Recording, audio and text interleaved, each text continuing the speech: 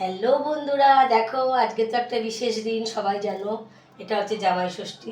তা আমাদের তো জামাই ষষ্ঠী হয় না, তাই আমরা নিজেরাই নিজেদের ঘরে রান্না করে খাই। তাই আমার বরকে আমি অনেক রকম রান্না করে আজকে খাবো, তাই করেছি। দেখো সকাল থেকে এতক্ষণ বসে এগুলো করলাম।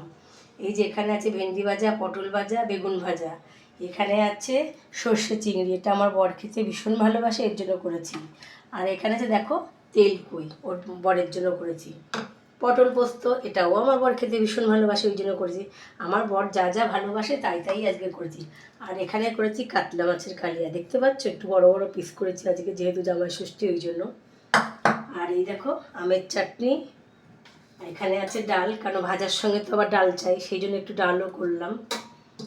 সঙ্গে একটু পাঁপড় ভাজা করলাম। আর সাদা ভাত করেছি, আর মিষ্টি তো আছেই, সেটা পরে দেখাবো। আর আছে স্যালাড, এই দেখো দেখাতে ভুলে গেছিলাম, গন্ধলেবু ভালো খাই যেহেতু, গন্ধরাজ লেবু নিচ্ছি। আর শসা, ঠিক আছে।